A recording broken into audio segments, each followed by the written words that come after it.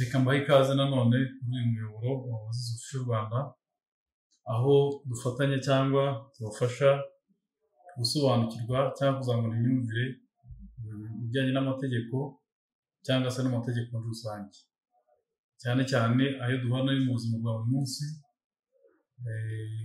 ayo twifashisha mu buzima bwa buri munsi, kuko twabonye ko muri rusange amategeko ni menshi cyane, kandi niyo tuyaganiraho ntabwo twinjira mu mizi yayo cyane ingingo ku ngingo, ahubwo tuvuga ibyo tubona ko bigarukaho cyane mu buzima bwa buri munsi cyangwa se tubona byo buri munsi.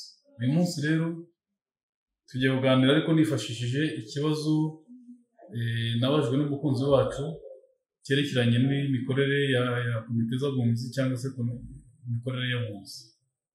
Imikorere y'abunzi turayiganiraho ko tubihuza n'itegeko ribashyiraho ndetse ribaha n'ububasha n'imikorere yabyo. Ni itegeko rero ryagiye muri 2016, itegeko rifite nomero 37/2016 ryo kuwa 8 z'ukwa 9 2016. Iri tegeko niryo rigenga imikorere n'ububasha bwa komite z'abunzi. Muri rusange rero abunzi ni abantu tubana nabo umunsi ku munsi, kuko ni urwego ruhera ku kagari. Urwego ruhera ku kagari ruba rugizwe n'abantu batowe cyangwa se abatowe n'abaturage muri rusange, noneho bakaba abunzi. Niyo mpamvu ari urwego rukemura ibibazo byinshi cyangwa se rwakaba rukemura ibibazo byinshi, ariko abantu bamwe ntibaruzi ndetse ahubwo bashobora no kuba batazi n'ububasha bwabo. Nibyo tugiye kuganiraho rero muri iki kiganiro, kugira ngo tujye twitabaza urwo rwego, kuko ni urwego rufite akamaro, rufitiye akamaro kanini cyane abantu benshi, kuko ruhera mu buzima bw'ibanze bwa buri munsi. Kuko inshingano yarwo ya mbere ni ugukemura ibibazo abaturage bafitanye, bigakemurirwa aho bari mu kagari, byananirana ku murenge, ariko hari igihe byinjira no mu rukiko, kubera ko abantu niko duteye, tuba dushaka ko ibintu bikomeza gukorana. Twarabibonye ko abanyarwanda dukora imanza, ariko bajya kujyaho komite y'abunzi hari hagamijwe kugira ngo ibibazo bijye bikemuka bitari byagera mu nkiko. Aka kanya rero bagira ngo tuvuge cyangwa se dutangire tureba ese ninde wemerewe gutanga ikibazo muri komite y'abunzi. Birumvikana ni umuntu wese ufite ikibazo ariko ufite ubushobozi n'inyungu n'ububasha. Ibyo bifite ukuntu biteganywa n'amategeko. Kugira ubushobozi bivuze ko uri umuntu muzima udafite ibibazo by'ubuzima bwo mu mutwe ku buryo burenze urugero, cyangwa se n'ibindi bibazo. Ibyo bavuga ngo kuba ufite ubushobozi no kugira inyungu mu gutanga ikibazo, nabyo tugomba nyine kuregera ikintu ufitemo inyungu. Birumvikana ikibazo ni icyawe, kuko utanga ikibazo mu izina ryawe. Ubwo bundi wowe umuntu wemerewe gutanga ikibazo muri komite y'abunzi, cyangwa se ngo kizakemurwe na komite y'abunzi. Ariko nanone icyo kibazo gitangwa gite? Gishyikirizwa nde? Ukimara kubona ko ufite ikibazo uri ku rwego rw'akagari, ko ntushobora gusimbuka urwego ujye ku murenge, ugomba kwegera executive w'akagari ukamushyikiriza ikibazo cyawe, akacyandika mu gitabo. Iyo amaze kucyandika mu gitabo, nawe agishyikiriza inteko y'abunzi. Inteko y'abunzi ikazagisuzuma mu buryo turi buze kureba. Nanone ibibazo bisuzumwa ni bimeze biti: ibibazo by'imbonezamubano bitarengeje agaciro ka miliyoni 3, byaba ibyimukanwa cyangwa ibitimukanwa. Icy'ingenzi ni uko ari ibitarengeje miliyoni 3 z'amafaranga y'u Rwanda. Kera bajyaga basuzuma, mbere y'iri tegeko bajyaga basuzuma n'ibibazo by'inshinjabyaha, ariko iri tegeko ryabikuyeho. Navuga ko rero ibibazo by'imbonezamubano bitarengeje agaciro ka miliyoni 3 aribyo bisuzumwa na komite z'abunzi. Iyo rero abunzi bamaze gufata cya kibazo cyanditswe mu gitabo cy'akagari, noneho ku munsi wo gusuzuma ikibazo cyanyu, ndi kwirinda kuvuga kuburanisha kuko si urukiko, ku munsi wo gusuzuma ikibazo cyanyu mwaratumweho mu buryo buteganywa n'iri tegeko, itegeko riteganya ko komite imaze kwakira icyo kibazo itegura utumaho abafitanye ibibazo. Ufitanye ikibazo bandika inyandiko imuhamagara, ikohererezwa uwarezwe, agahabwa igihe cy'iminsi 7 cyo kwitegura kuza kwitaba, yamenyeshejwe isaha n'aho ikibazo kizakemurirwa. Mu kumenyesha nabyo mu buryo busanzwe nyine bifashisha inzego z'ahari, yatabonetse ku giti cye ashobora kurebwa aho akorera mu kigo akoreramo, iyo nyandiko igashyirwa aho ngaho agatumwa. Iyo bitabye komite y'abunzi, muricara, icyo mukora bwa mbere ni ugutoranya inteko y'abunzi 3. Urega ahitamo umwe, n'uregwa agahitamo n'undi, hanyuma babandi 2 bamaze gutorwa nabo bakitoramo undi, bakishakira undi uvuze kubafasha, bakaba 3. Birashoboka ko rero hari igihe mutabumvikanaho cyangwa abantu bakakumvikana. Iyo byanze mugahuriza kuri umwe, hitoramo abandi 2, inteko yitoramo abandi 2 baza gufasha abantu umwe mwahuriye. Nta na rimwe inteko ishobora kubura, kuko iyo umwe bibananiye bo barabyikorera uko itegeko ribiteganya. Icy'ingenzi ni uko buri gihe haboneka inteko igomba kuburanisha, nta n'imwe ishobora kubura. Icy'ingenzi ni uko nanone kandi muba mwagize uruhare mu kuyihitamo kugira ngo ize kubakemurira ikibazo mu buryo mwumva bubanyuze. Icyo gihe rero baramwumva n'ibyo ikibazo cyanyu kikumvwa, bakaza no kwihereramo uko babikora, bagafata icyemezo. Icyemezo rero cyafashwe na komite y'abunzi kiba gifite agaciro gakomeye cyane, ariko ni icyemezo cyitwa amasezerano. Bivuga ko ari amasezerano aba akoze hagati y'abari bafitanye ikibazo. Ayo masezerano bakayubahiriza bombi, uwo icyo kibazo kitareba ntabwo amasezerano yamugiraho ingaruka. Byumvikana neza, uwo icyo kibazo kitareba ntabwo amasezerano yamugiraho ingaruka, ariko aba ari itegeko cyangwa se agomba kubahirizwa hagati y'abayagiranye. Icyo kibazo cyitwa nk'amasezerano y'ubwumvikane. Icyo kibazo cyakemuka kiba cyitwa nk'amasezerano y'ubwumvikane. Ako niko gaciro k'umwanzuro w'abunzi, ufite agaciro kuko ushobora no gushyirwa mu bikorwa iyo umaze kuba itegeko nk'izindi nyandiko mpesha zose. Umaze kuba itegeko ushobora gushyirwa mu bikorwa, ariko mbere yuko tugera ku ishyirwa mu bikorwa hari igihe ushobora kutanyurwa n'icyemezo cyangwa se n'umwanzuro w'abunzi. Ufite uburenganzira bwo kujurira mu minsi 30. Ushobora kujurira urwego rwisumbuye rw'umurenge, niba twari turi kugari ukajurira urwego rw'umurenge, nabo bagasuzuma cya kibazo uko biteganywa n'iri tegeko. Iyo nabwo utanyuzwe ushobora kujuririra urukiko mu minsi 30, cyangwa se tutarageraho ushobora gutambamira umwanzuro w'abunzi. Bikorwa mu minsi 10 kuva igihe umenyeye uwo mwanzuro w'abunzi. Ushobora no kuwusubirishamo, nabyo ni kimwe, nabyo ni iminsi 10 mu gihe umenyeye.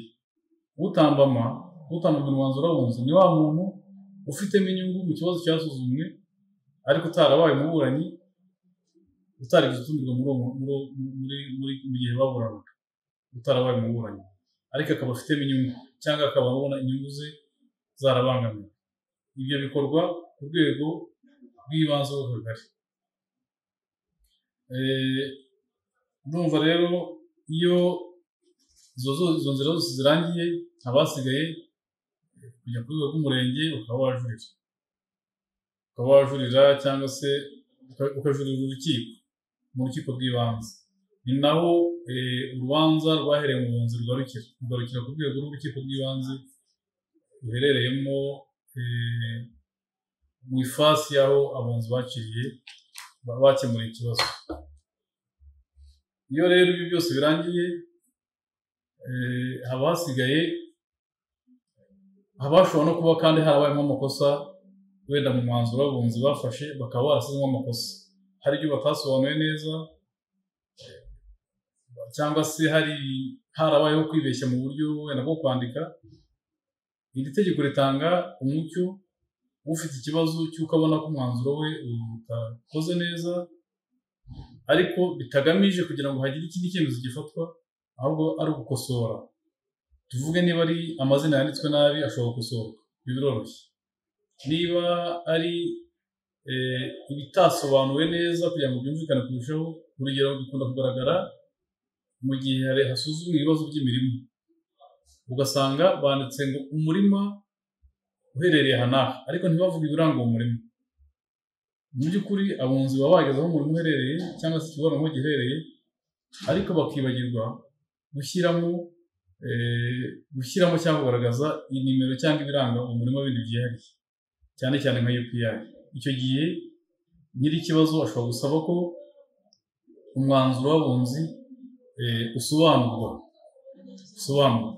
ni ukuvuga ngo ese muvuga umurima uherereye runaka mwashakaga kuvuga uyu murima, kugira ngo bitazagora umuntu uzashyira mu bikorwa cyangwa ishyirwa mu bikorwa rya wa mwanzuro. Aho ngaho navuga gukosora cyangwa se gusobanura, ni ibintu bikorwa birateganywa muri iri tegeko, kuko bikunda kugorana cyane ko abantu bashobora kwibeshya cyangwa se bakigengesera bagashaka kubivuga mu buryo butabangamira impande zose, ariko nyamara bakaba bakoze ikosa. Iyo bigiye gushyira mu bikorwa rero bishobora kubangamira ushyira mu bikorwa cyangwa ishyirwa mu bikorwa, bikazasaba ko habaho gukosora hatagombye kuregwa gutanga ikirego mu rukiko cyangwa se kuzana ibindi bibazo. Ikindi ni uko icyo cyemezo cyakosowe kijuririrwa cyangwa se cyasobanuwe. Ikijuririrwa ntibinasaba ko bongera gutumiza ababuranyi bose. Uwabonye ko ari ikibazo ashobora kubisobanuza neza, hanyuma kikaza gisobanura wa mwanzuro cyangwa se cyuzuza wa mwanzuro. Hari byinshi rero twavuga kuri komite z'abunzi uko zikora, ariko iby'ingenzi ni ibyo ngibyo mbabwiye, keretse waba afite ikindi kibazo. Ndumva iby'ingenzi ari ibyo ngibyo, kuko ibibazo byo ntibyabura. Nababwiye iby'ingenzi kuko ntabwo ari itegeko rinini rigizwe n'ibintu byinshi cyane, ko nyine ari ibintu byo mu buzima bwa buri munsi.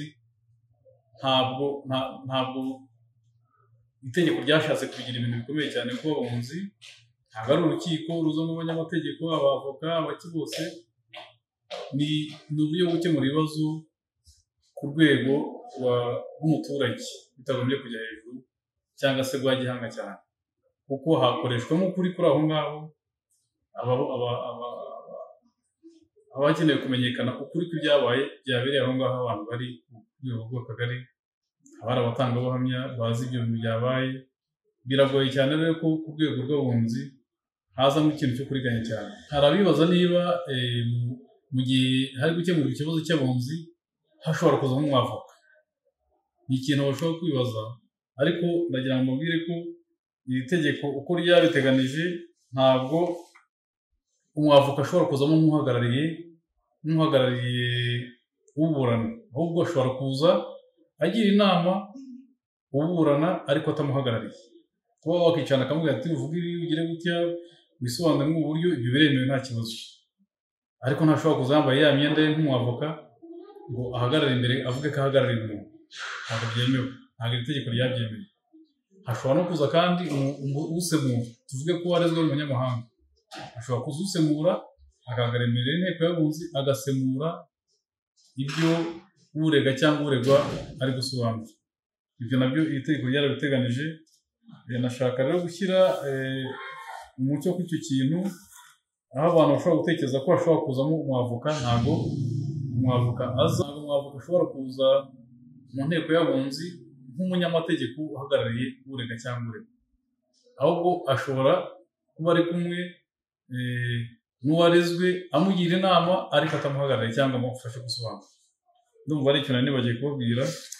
Abantu baba bakibazaho byinshi, ariko ntabwo iri tegeko ryakibagiwe. Muri rusange rero, ngana ku musozo, nabashishikariza kugana komite z'abunzi. Abantu baba bafite ibibazo bimwe twavuze by'imbonezamubano bitarengeje miliyoni 3, birumvikana kandi biba ari byinshi.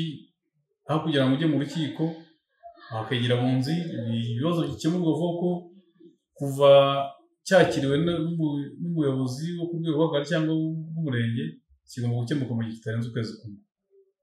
ariko mu rukiko namwe muzi icyo bitwara, amafaranga, umwanya n'igihe. Komite z'abunzi rero zifite ububasha n'ikibazo abunzi bakemuye kiba gifite ububasha bw'inyandiko mpesha, ariyo mpamvu umuntu adakwiye kugira impungenge zo kujya mu bunzi gutangaho ikibazo cye urwego rwose waba uriho, cyangwa se kambyite ko classe simbizi cyangwa se icyiciro. Hari umuntu ushobora kwiyumva ko atari ku rwego rwo kujya kuregera mu bunzi, ariko iri tegeko riguha uburenganzira n'ububasha bwo kuregera mu bunzi uko waba umeze kose, waba uri hose, haba mu mujyi, haba mu cyaro, ntataba akagari, ntataba umurenge, kandi izo nzego zose buri gihe ziba zihari. Mujye muzitabaza kuko ubona ko arizo zegereye kandi zivuga ukuri mu gihe ufite ikibazo cyo ku rwego rw'aho hasi, cyangwa se ibibazo by'amasezerano atarengeje miliyoni 3 wagiranye n'umuntu akicwa, mushobora kugana urwego rw'abunzi bukabafasha kuko ubwo bubasha barabubuhaye, nubwo ushobora kuba abantu badakunda kugana cyane ku rwego rw'abunzi, ariko nabamara impungenge. Muzasoma iri tegeko muzasanga harimo byinshi mutari munazi bituma urwego ari urwego rukomeye kandi rufata n'ibyemezo bikomeye. Ndabashimiye cyane rero, ndizera ko watubajije ikibazo kijyanye n'ingano cyangwa se agaciro k'ikiburanwa abunzi bashobora kwakira. Yari yatubwiye miliyoni 32, ariko nababwiye ko bitarenga agaciro ka miliyoni 3 mu bibazo by'imbonezamubano. Ikindi ntababwiye ni uko abunzi bashobora gukemura ikibazo kiri mu mafasi atandukanye. Reka dutange urugero, niba ari umurima uri mu ifasi runaka, ariko ba nyirawo umwe atuye muri iyo fasi undi atahatuye, icyo gihe ikibazo gikemurwa hagendeye ku aho ikiburanwa kiri, cyangwa se umurima cyangwa se umutungo, naho ikiburanwa kiri, naho umwe muri bari. Iyo bari hamwe bashobora kwifashisha, bashobora gukemura ikibazo. Ni komite y'abunzi iri aho ikiburanwa kiri n'umwe mu baburanyi ari. Ariko nanone iyo bose batari muri iyo fasi, ariko ikiburanwa kikaba kiri mu yindi fasi, abafite ububasha bwo gukemura cya kibazo ni abari mu ifasi iherereyemo igice kinini cy'umutungo. Nicyo ntibuze kubabwira, nacyo ni ingenzi kuko ushobora kuvuga uti ese ko ntuye muri aka kagari kandi umutungo uri mu kandi kagari nzarega hehe? Icyo gihe ujya kurega aho umutungo uherereye, aho umutungo munini uherereye. Ndumva rero abazagira ibibazo bazabitubaza nk'uko musanzwe mubikora, munyuze kuri uyu muyoboro. Mushobora kutwandikira muri comment mukabaza ikibazo, tuba tuzagisubiza gutya mu kiganiro cyangwa se no mu bundi buryo. Turabashimira rero ko mukomeza kudukurikira.